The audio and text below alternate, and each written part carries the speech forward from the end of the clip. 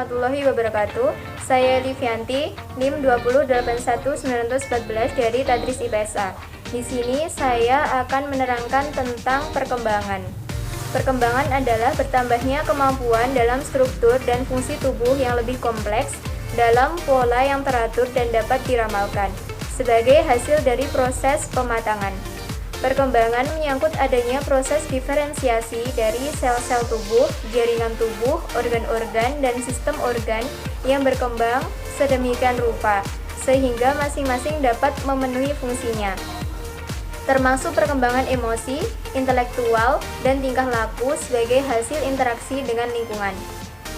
Prinsip dari perkembangan yaitu, perkembangan mencakup proses biologis, kognitif, dan sosio-emosional. Perkembangan awal merupakan masa kritis. Artinya, tahun pertama kehidupan adalah sangat penting karena merupakan dasar perkembangan atau penentu perkembangan selanjutnya. Perkembangan mengikuti pola tertentu yang dapat diprediksi. Perkembangan dibantu oleh stimulasi. Perkembangan merupakan hasil kematangan atau kemasakan. Ada perbedaan individual dalam perkembangan. Setiap tahap perkembangan mempunyai tugas perkembangan. Assalamualaikum warahmatullahi wabarakatuh. Saya Elia Lelindri Mujianto, NIM 208190015. Pada kesempatan kali ini, saya akan menjelaskan tentang pengertian masa bayi dan juga ciri-cirinya. Pada hakikatnya, masa bayi dianggap sebagai masa dasar karena merupakan dasar periode kehidupan yang sesungguhnya. Karena pada saat ini banyak pola perilaku, sikap, dan juga pola ekspresi emosi yang dibentuk. Nah, masa bayi ini berlangsung selama 2 tahun pertama setelah periode bayi baru lahir. Selain itu, masa bayi juga sering dianggap sebagai keadaan tidak berdaya, di mana setiap bayi belajar untuk semakin mandiri, sehingga di akhir masa bayi dikenal sebagai anak kecil yang baru belajar berjalan. Selanjutnya, saya akan menjelaskan tentang ciri-ciri masa bayi. Jadi, ciri-ciri yang pertama yaitu masa dasar yang sesungguhnya. Masa bayi sebagai dasar periode kehidupan yang sesungguhnya karena pada saat itu banyak pola perilaku, pola sikap, dan juga pola ekspresi emosi yang terbentuk. Yang kedua yaitu masa di mana perubahan berjalan dengan pesat. Masa bayi disebut juga dengan masa kritis karena pada saat itu pertumbuhan dan perubahan berjalan sangat cepat. Yang ketiga yaitu masa berkurangnya ketergantungan. Berkurangnya ketergantungan pada orang lain merupakan efek dari pesatnya perkembangan pengendalian tubuh yang memungkinkan bayi duduk, berdiri, berjalan, dan menggerakkan benda-benda. Untuk selanjutnya yaitu masa meningkatnya individualitas. Meningkatnya kemandirian dan mengarahkan bayi pada hal-hal yang sesuai dengan minat dan kemampuannya. Akibatnya individualitas yang tampak akan semakin menonjol pada saat akhir masa bayi. Assalamualaikum warahmatullahi wabarakatuh. Perkenalkan, nama saya Elis Febrianti dengan NIM 208190016. Pada kesempatan kali ini saya akan melanjutkan pemaparan dari rekan saya mengenai tugas-tugas yang harus terpenuhi pada perkembangan masa bayi. Seperti apakah tugas-tugas yang harus terpenuhi tersebut? Mari kita belajar bersama-sama. Tugas perkembangan merupakan salah satu hal pokok yang harus terpenuhi dalam setiap tahap perkembangan, mulai dari periode prenatal atau ketika bayi masih berada di kandungan ibunya hingga nanti kelak dewasa. Nah, kali ini kita akan membahas mengenai perkembangan dan tugas-tugas pada masa periode bayi, di mana disebut bayi itu ketika anak berusia 0 sampai 2 tahun. Dalam menjalankan tugas dalam setiap perkembangan anak, itu dipengaruhi oleh beberapa faktor. Faktor yang pertama yaitu adanya kematangan fisik tertentu di setiap fase perkembangan. Yang kedua yaitu tuntutan masyarakat secara kultural. Artinya, tugas perkembangan yang dilakukan individu itu sesuai dengan norma-norma sosial dan budaya yang berlaku dalam masyarakat. Yang ketiga yaitu dorongan atau cita-cita individu. Yang keempat yaitu tuntutan dari norma agama. Tugas dalam perkembangan pada masa bayi ini didukung oleh susunan syaraf, pengerasan tulang, dan juga kekuatan otot. Sehingga apabila komponen ini berjalan dengan baik akan menghasilkan tugas-tugas dari bayi itu berjalan dengan sempurna. Yang pertama yaitu perkembangan fisik. Pada usia 6 bulan pertama, perkembangan yang paling signifikan yaitu mengenai berat badan. Sedangkan 6 bulan kedua, perkembangan yang paling mencolok itu terlihat dari tinggi badan bayi.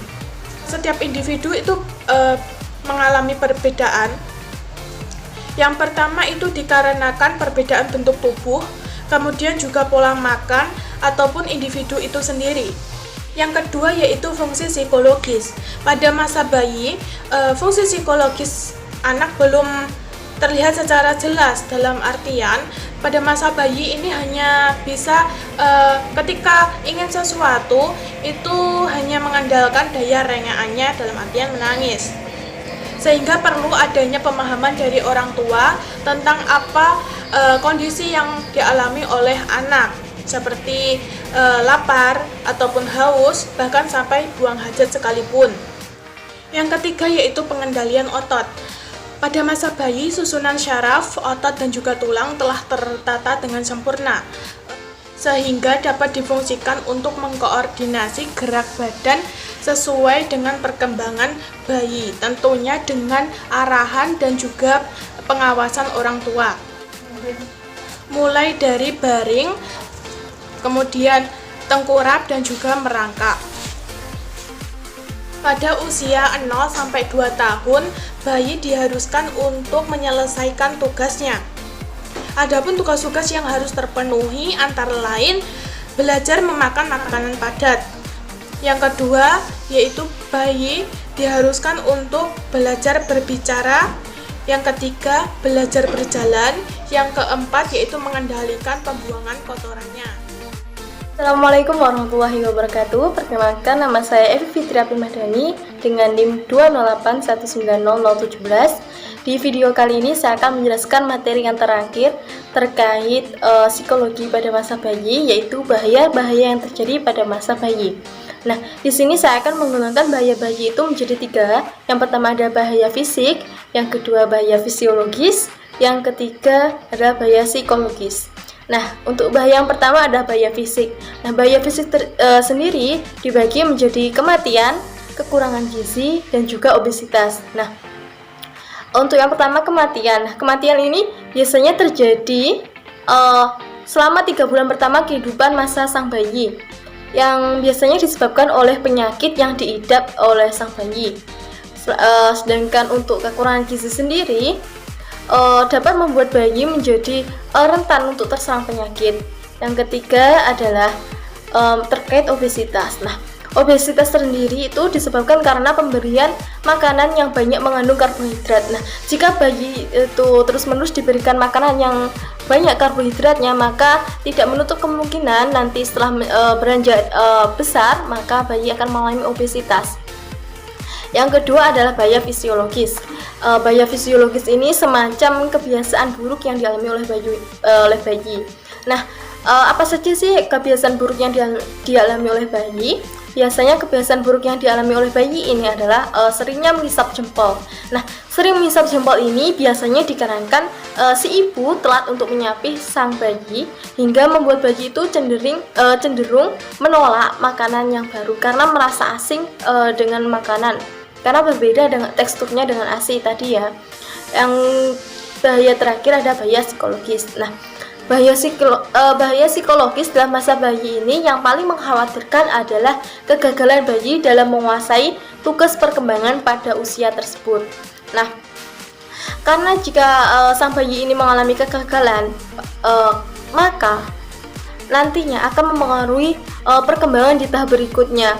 Nah, jika bayi ini mengalami keterlambatan perkembangan, maka tidak akan menutup kemungkinan bayi itu akan cenderung memberikan sikap penolakan terhadap orang lain, karena bayi ini merasa berbeda dengan bayi-bayi yang lain dan kecewa terhadap dirinya sendiri tentu saja. Selain itu ada juga bahaya emosi yang dapat terkait dengan bahaya psikologis.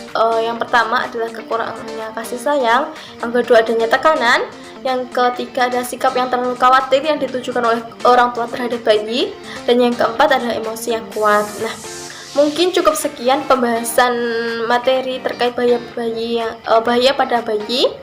Apabila kurang jelas bisa dilihat dalam makalah akhiran. Apabila ada kurang lebihnya dari kelompok kami, saya mohon maaf. Wassalamualaikum warahmatullahi wabarakatuh.